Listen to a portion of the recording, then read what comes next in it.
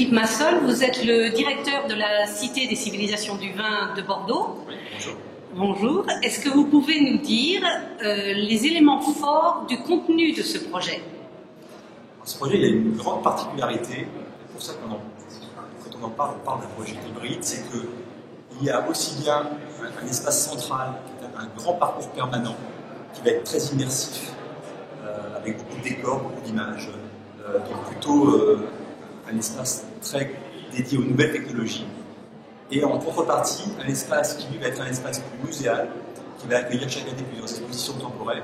Et donc l'occasion pour nous d'associer l'art et le vin. Aujourd'hui, on a deux grands modes de médiation, plutôt ceux des parcs à thème et plutôt ceux des musées, qui vont se rencontrer dans un seul et même espace, qui est plutôt assez rare. Donc ça, si vous voulez, c'est le cœur de la cité, et vont venir en complément des ateliers, un salon de lecture, des restaurants, des bars, des boutiques, autant de lieux où on va pouvoir continuer sa découverte du vin. C'est un lieu qui va être très ouvert. Est-ce que c'est payant à l'entrée? Comment ça va se vivre? Alors c'est un lieu qui est ouvert, hein. On peut effectivement accéder à beaucoup d'espace à l'intérieur sans acquitter un droit d'entrée. Par contre, le parcours permanent, la salle d'exposition temporaire, les ateliers et le belvédère sont eux effectivement accessibles uniquement si vous avez acquitté ce droit d'entrée. Et au-delà de la Cité des civilisations, comment est-ce que vous allez rayonner après sur le vignoble bordelais et éventuellement au-delà? Alors, c'est une des fonctions importantes de la Cité des civilisations du vin, effectivement. Et donc, au rez-de-chaussée, dans un espace important, puisqu'il va être à proximité d'une des entrées aux sorties de la cité, il y aura un grand espace qu'on appelle pour le moment plateforme no touristique.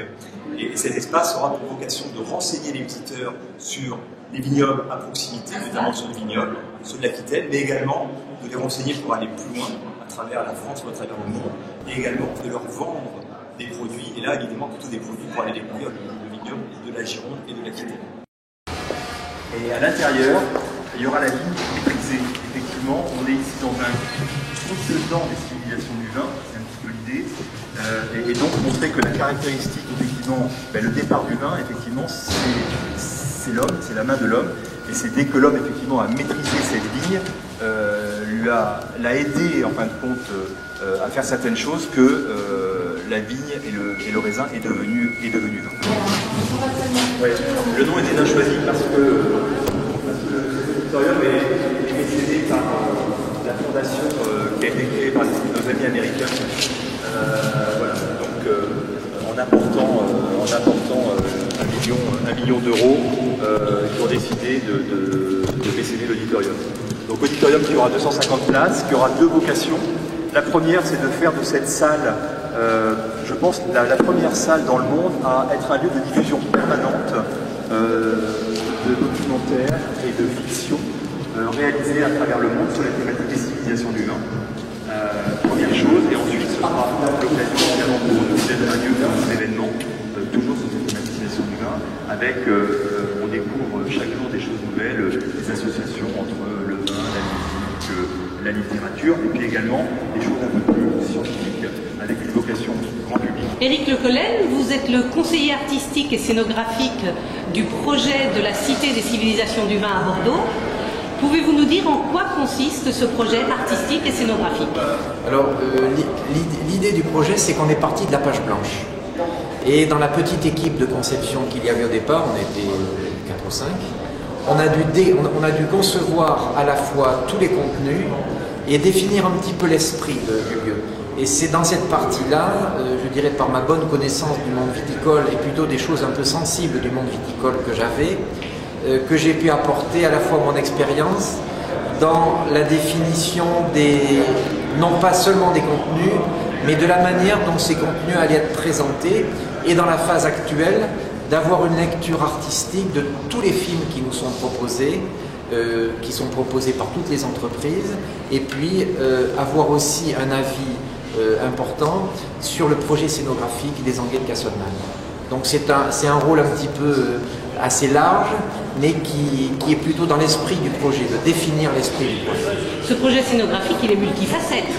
Alors c'est en effet un projet multifacette. On est sur un principe qui est à la fois très multimédia, je dirais qui fait pas mal appel au design, et qui est plutôt dans une immersion vraiment culturelle du monde du vin. C'est-à-dire ça n'est pas un lieu où on va apprendre à faire du vin ou expliquer le vin. C'est un lieu où on va se rendre compte que finalement dans le monde entier, au fil des siècles, il y a eu bien de nombreuses cultures tout à fait différentes qui ont vraiment considéré le vin comme un produit vraiment social et culturel et tout à fait civilisationnel. La galerie des civilisations, donc espèce de labyrinthe, vous démarrerez votre visite 6000 ans avant Jésus-Christ, donc probablement dans un coin de la Géorgie, et puis vous découvrirez case après case les grandes régions et les grandes époques où on peut vraiment parler de civilisation du vin. On aura un écran, donc tout le mur est un écran.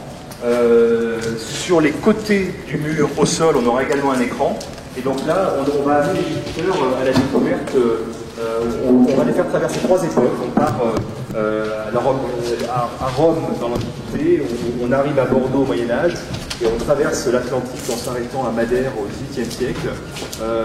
Et donc sur ce bateau, il y aura toujours un négociant, un capitaine, un mousse et puis un amateur de vin. Et on va, grâce à leur vie quotidienne, les extraits de leur vie quotidienne, on va comprendre effectivement la manière dont le vin a traversé les fleuves et les mers pour aller conquérir le monde. Où on est collectif, individuel, assis, debout, voire même couché, mais il est aussi donné par le relief. Et donc la volonté effectivement d'avoir des escaliers, des rampes, des ascenseurs pour avoir l'impression qu'on change d'espace. Pierre Arditi, il aura l'occasion de discuter avec 12 autres grands personnages.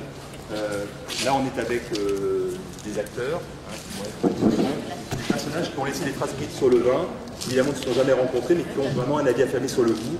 Donc vous aurez aussi bien Colette, Jefferson,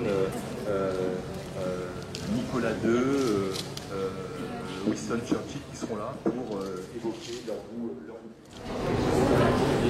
Bernard Dubos, vous êtes responsable technique sur le projet de la Cité des civilisations du vin à Bordeaux. Est-ce que vous pouvez nous dire quelles sont les spécificités, ce qui ressort de ce qui est exceptionnel dans cette structure? Ce qui est exceptionnel dans ce bâtiment, c'est d'abord sa forme, une forme tout en arrondi. Et deuxièmement, ce qui est exceptionnel, c'est son habillage.